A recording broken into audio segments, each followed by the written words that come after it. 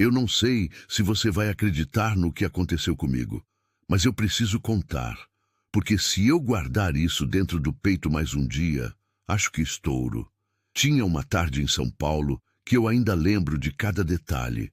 O calor na calçada, o cheiro de asfalto quente, o peso dos meus 2 filhos no colo e uma certeza que eu carregava como pedra. A certeza de que ninguém naquele mundo todo se importava se eu existia ou não. O que aconteceu depois daquela tarde eu não consigo explicar até hoje. E tem uma parte da história que eu guardei por muito tempo. Uma parte que eu nunca contei para ninguém, que vai mudar tudo o que você pensa sobre essa história inteira. Querido ouvinte, antes de continuarmos com a história, aproveite para se inscrever no canal e ativar o sininho para receber mais histórias emocionantes como essa. Meu nome é Valéria. Nasci em Barra do Garças, no Mato Grosso, cidade pequena, poeira vermelha na rua, calor que não dá trégua e gente que todo mundo conhece todo mundo. Cresci numa casa de fundo de quintal que minha mãe dividia com a minha avó. Meu pai eu não conheci direito. Foi embora quando eu tinha 4 anos e mandou 2 cartas depois disso. 2 cartas em 23 anos de vida. A minha mãe lavava roupa para fora e fazia salgado para vender na frente de casa toda quinta-feira. Era assim que a gente vivia, sem sobrar, sem faltar demais. Eu era uma menina que lia muito.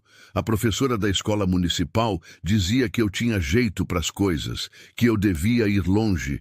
Eu acreditei nisso por um tempo. Acreditei até o dia em que conheci o Wendel. Ele tinha 26 anos, eu tinha 18. Era filho de um fazendeiro da região, andava de caminhonete nova, usava boné e falava bonito. Todo mundo em Barra conhecia a família dele. Quando ele chegou perto de mim pela primeira vez, foi numa festa junina no clube da cidade.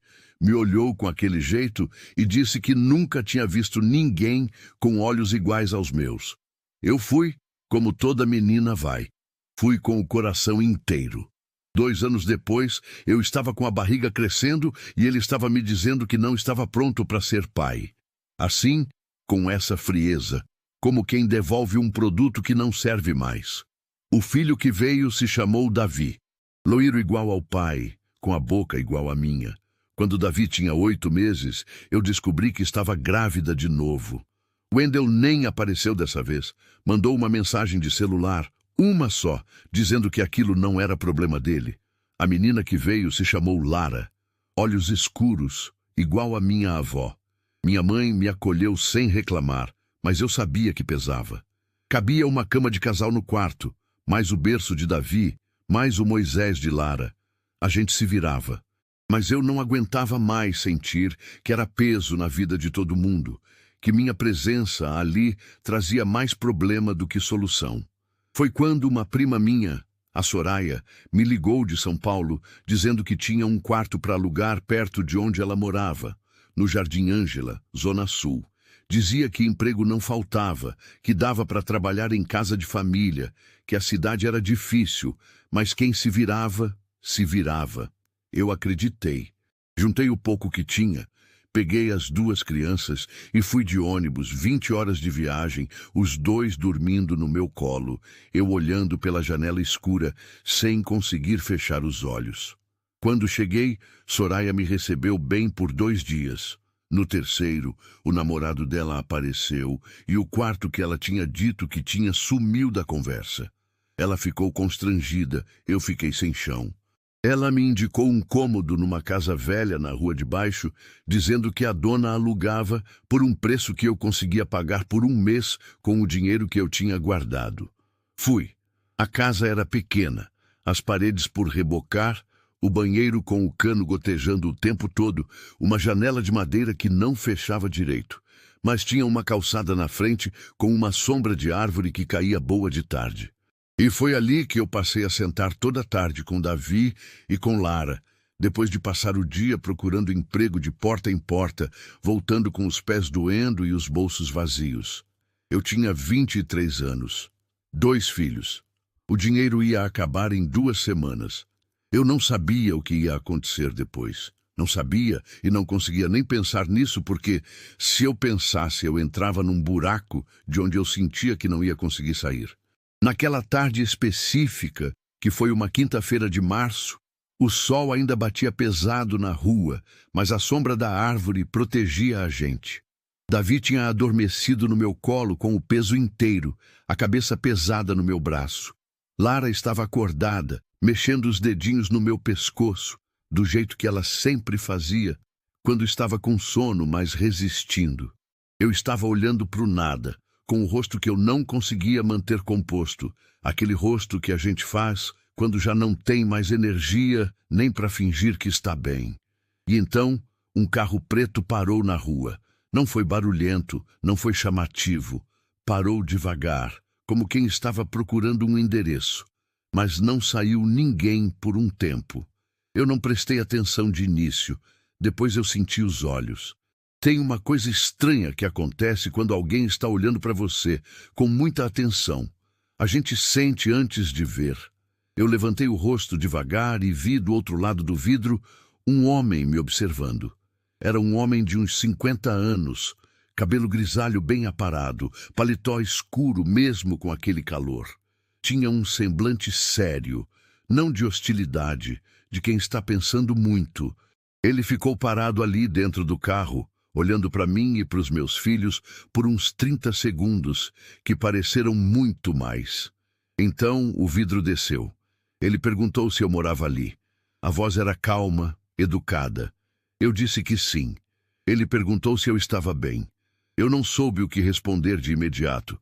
Ninguém tinha feito aquela pergunta para mim fazia tanto tempo que eu quase não reconheci ela. Eu disse que estava por reflexo, por orgulho, por não saber mais responder outra coisa.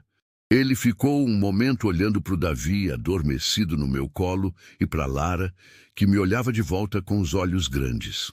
Então ele disse que se eu precisasse de alguma coisa, estava ali. E foi embora. Simples assim. O carro dobrou a esquina e sumiu. Eu fiquei ali sem entender o que tinha acontecido, se tinha sido real, se eu devia ter medo, se devia ter dito alguma coisa diferente. A Lara colocou o dedinho na minha bochecha e eu percebi que estava chorando, sem ter percebido quando tinha começado. Naquela noite eu quase não dormi. Fiquei pensando naquele homem, na calma que ele transmitia, no jeito que ele olhava sem julgamento, sem pena exagerada, sem aquele olhar torto que a gente recebe quando está na situação que eu estava, pensando e me perguntando por que aquilo tinha me afetado tanto. Na manhã seguinte, cedo, bateram na porta. Era uma mulher de uns 40 anos, roupa simples, cabelo preso, um envelope na mão. Disse que era funcionária de um senhor chamado Renato, que ele tinha pedido para entregar aquilo para mim. No envelope tinha um cartão com o nome de uma empresa de construção civil, um número de telefone e uma nota escrita à mão, com letra grande e firme.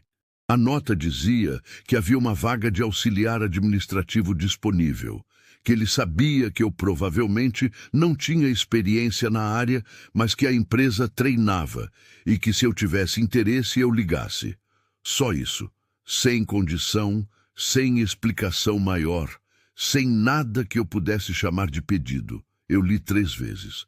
Depois fui sentar na cama e fiquei olhando para o teto. O medo que eu senti não foi de gratidão. Foi outro tipo de medo. O medo de quem já foi enganada antes. O medo de quem sabe que coisa boa que vem do nada, normalmente tem um custo que aparece depois. Eu pensei no Wendell. Pensei em como ele tinha me dito as coisas certas no momento certo e em como eu tinha acreditado. Pensei em me levantar e jogar aquele cartão fora. Mas então olhei para o Davi, que estava acordado no canto do colchão, comendo uma bolacha que havia sobrado do dia anterior. E olhei para Lara dormindo com os bracinhos abertos.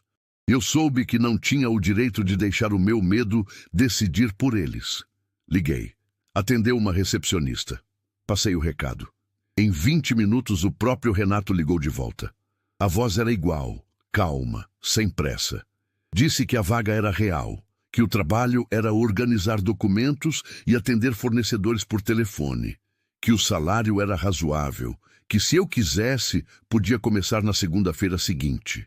Quando eu perguntei por que ele estava fazendo aquilo, ele ficou um segundo em silêncio e disse apenas que um dia alguém havia feito o mesmo por ele. E desligou. Eu passei o fim de semana com o estômago embrulhado. Tentei falar com a Soraya, ela ficou desconfiada, disse que eu devia ter cuidado, que homem rico não fazia nada de graça. Eu ouvi, guardei, e fui assim mesmo na segunda-feira. A empresa ficava numa avenida movimentada em Santo André. Prédio de 3 andares, recepção limpa, gente trabalhando concentrada. Ninguém me olhou com estranheza. A mulher que me recebeu se chamava Denise. Era a gerente administrativa. E foi ela que me mostrou tudo com paciência, sem me tratar como inferior e sem me tratar como coitada. Só me tratou como alguém que estava começando um trabalho. Eu aprendi rápido, sempre aprendi. Aquilo que a professora lá de Barra do Garças dizia, que eu tinha jeito para as coisas, não tinha me abandonado. Em 3 semanas, eu já operava o sistema de cadastro de fornecedores melhor do que o funcionário, que estava há 1 ano na função. Denise percebeu. Fez questão de me dizer isso na minha cara. Renato eu vi poucas vezes no começo. Ele passava pelo escritório, cumprimentava todo mundo com o mesmo aperto de mão firme, perguntava como estava o andamento das coisas, não diferenciava ninguém por cargo. Da primeira vez que ele parou no meu birô, foi para perguntar como eu estava me adaptando. Eu disse que estava bem. Ele perguntou se os filhos estavam bem. Eu disse que sim. Ele assentiu e foi embora. Nunca foi além disso nos primeiros meses. E foi exatamente esse comportamento que foi quebrando o meu medo aos poucos. Porque homem que quer algo da gente não espera. Homem que quer algo sempre vai adiantando o jogo, vai criando dívidas, vai colocando a gente num lugar de obrigação. Renato nunca fez nada disso. Ele simplesmente me tratava como uma funcionária competente, nada mais. Depois de 4 meses, eu consegui alugar um apartamento pequeno, mas com banheiro que funcionava e janelas que fechavam. Levei Davi e Lara e sentei com eles no chão vazio da sala antes de ter móvel nenhum e ficamos assim por um tempão. Os 3. O silêncio em volta e uma sensação que eu não conseguia nomear, mas que era nova. Era algo parecido com esperança, mas mais sólido, mais real. Foi nesse período que eu soube de uma coisa sobre Renato que ninguém havia me contado antes. Uma colega de trabalho, a Fernanda, me contou enquanto a gente almoçava. Disse que 20 anos atrás, Renato não tinha nada. Tinha chegado em São Paulo de Governador Valadares, em Minas Gerais, com 22 anos, uma mochila e o endereço de um parente que acabou não podendo abrigá-lo. Dormiu numa pensão barata por 1 mês. Uma senhora da rua, dona de um pequeno mercado, percebeu a situação dele e lhe ofereceu trabalho como ajudante de entrega. Ele trabalhou 4 anos ali, juntou dinheiro, aprendeu como os negócios funcionavam e abriu a primeira empresa pequena de materiais de construção. O resto foi trabalho e tempo. Eu ouvi aquilo e entendi a nota escrita à mão. Entendi o que ele quis dizer com um dia alguém fez o mesmo por mim. Não era uma história de generosidade fácil. Era uma cadeia. Era alguém que havia sido ajudado e que havia decidido não deixar que aquilo terminasse nele. Só que tinha uma parte que Fernanda não sabia. Uma parte que eu mesma só fui descobrir muito tempo depois, quando já não esperava mais nenhuma surpresa dessa história. Os meses foram passando. Recebi um aumento depois de 6 meses. Depois de 1 ano, eu fui promovida a assistente de Denise. Aprendia, crescia, me tornava outra pessoa sem deixar de ser quem eu era. Continuava sendo a Valéria de Barra do Garças, mas agora com os pés no chão e um futuro que eu conseguia enxergar, mesmo que desfocado. Davi começou a frequentar uma escolinha perto de casa. Lara ia junto, na turma do maternal. Toda manhã eu levava os 2 na mão, um de cada lado, pela mesma calçada, e pensava em quantas vezes eu tinha desejado poder fazer exatamente isso sem o peito apertado. Foi numa tarde de novembro, quase 2 anos depois daquele dia na calçada, que Renato me chamou na sala dele. Era a primeira vez que eu entrava lá. A sala era simples para ser de um homem com o patrimônio que ele tinha, sem luxo desnecessário. Livros nas prateleiras, uma foto da família numa moldura de madeira, uma planta no canto. Ele disse que ia expandir a empresa, abrir uma unidade nova em Campinas. Disse que queria que eu fosse a gestora administrativa da nova unidade. Eu ouvi aquilo e não entendi de início. Pedi que repetisse. Ele repetiu com a mesma calma de sempre. Disse que me observava fazia 2 anos, que eu tinha capacidade técnica, que eu sabia lidar com gente, que eu era confiável e que a empresa precisava de alguém assim, em Campinas. Eu perguntei por que eu. Não como modéstia, mas porque precisava entender. Ele ficou olhando para mim por um momento, aquele olhar que eu já conhecia, de quem está pensando muito antes de falar. Então ele disse que quando parou naquela rua 2 anos antes, ele não tinha parado por acaso. Tinha ido visitar uma obra na rua de baixo e estava voltando pelo mesmo caminho de sempre. Me viu sentada na calçada com os 2 filhos no colo. Disse que viu no meu rosto algo que ele reconhecia porque já tinha visto no espelho. Não era derrota. Era cansaço de lutar sem ver resultado. Eu segurei o choro, mas não por muito tempo. Ele disse que a proposta era séria, que eu teria um salário compatível com a função, ajuda de custo para mudança, e que a decisão era inteiramente minha. Que se eu dissesse não, nada mudaria na minha posição atual. Eu pedi 2 dias para pensar. Fui para casa, sentei no chão da sala com Davi e Lara de novo, do mesmo jeito que tinha sentado no dia em que me mudei para o apartamento e fiquei pensando. A diferença é que desta vez eu não estava olhando para o futuro com medo.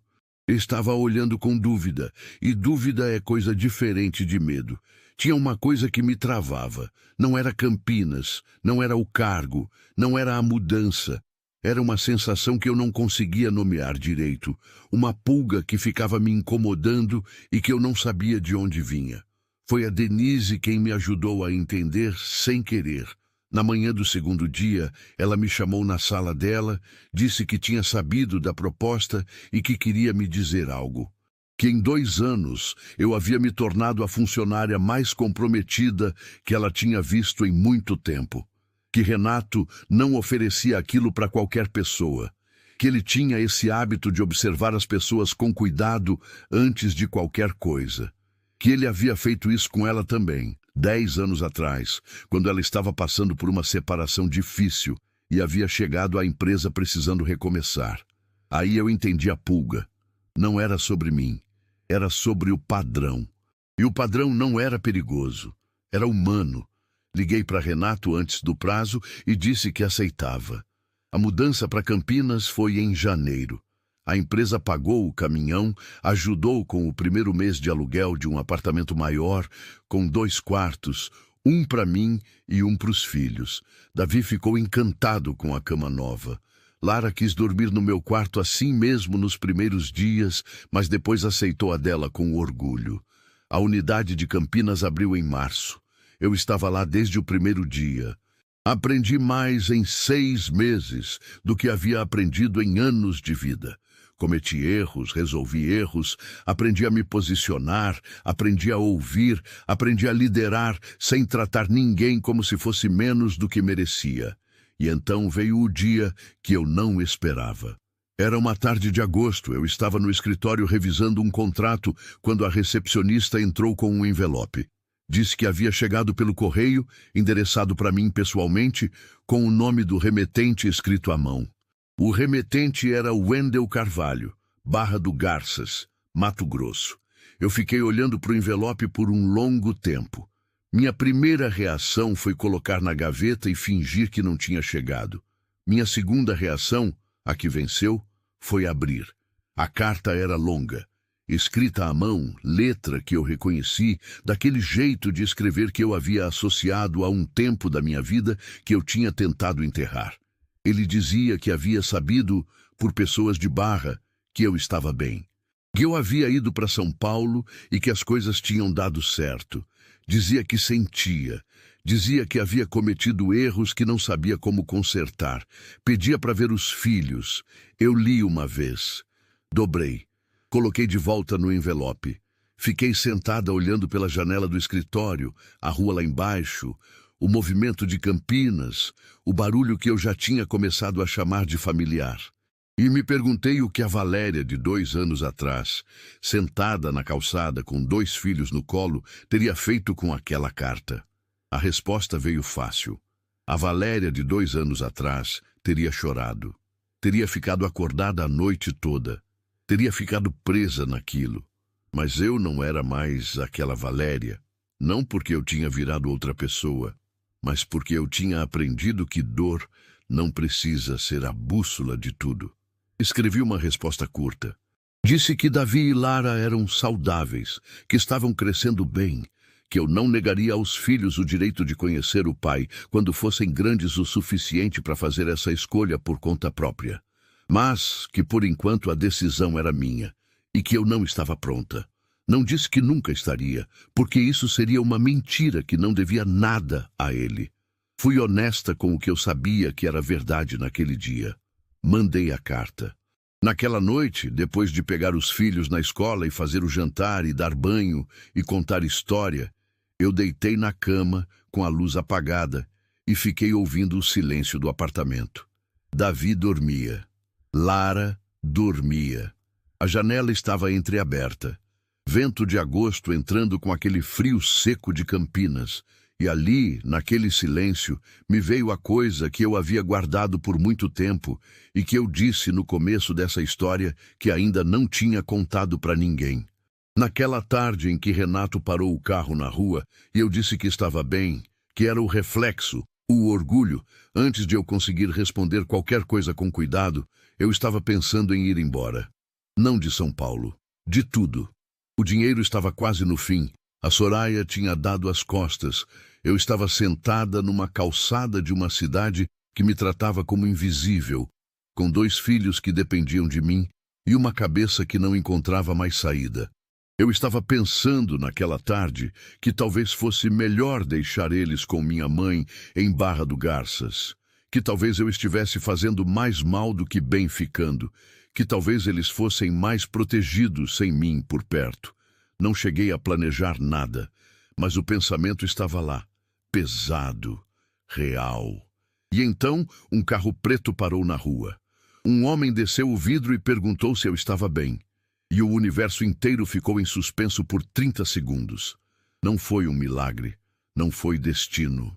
Foi um homem que um dia havia passado fome e dormido em pensão barata e que havia aprendido a olhar para as pessoas de verdade.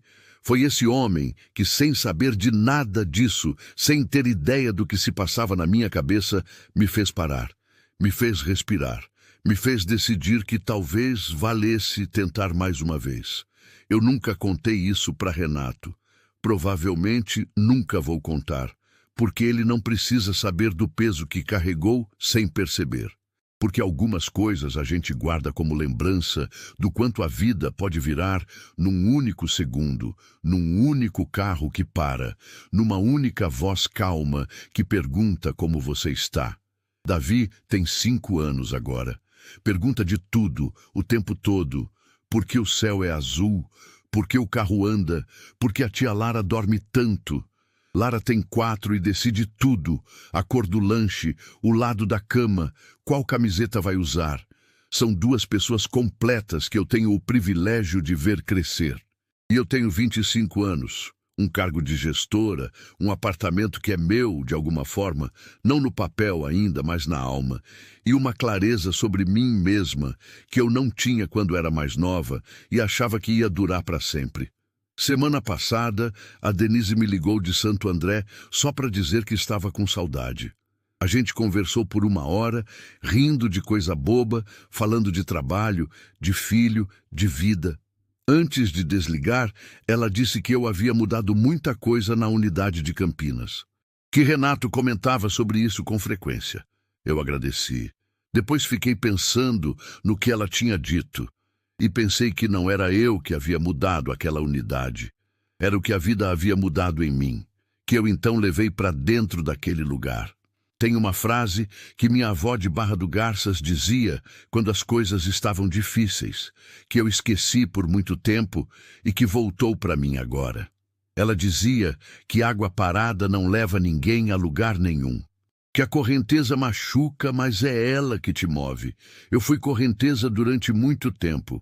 Apanhei de pedra, de margem, de queda, mas me movi. Fui adiante. E quando alguém me pergunta hoje o que eu faria diferente, eu fico pensando na tarde da calçada, no peso dos 2 filhos no colo, no rosto que não conseguia mais fingir que estava bem. E a resposta é que não mudaria nada, porque cada pedaço daquilo me trouxe até aqui.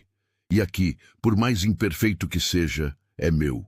Querido ouvinte, se você gostou dessa história, curta o vídeo, se inscreva no canal, compartilhe e comente de que cidade você está vendo esse vídeo.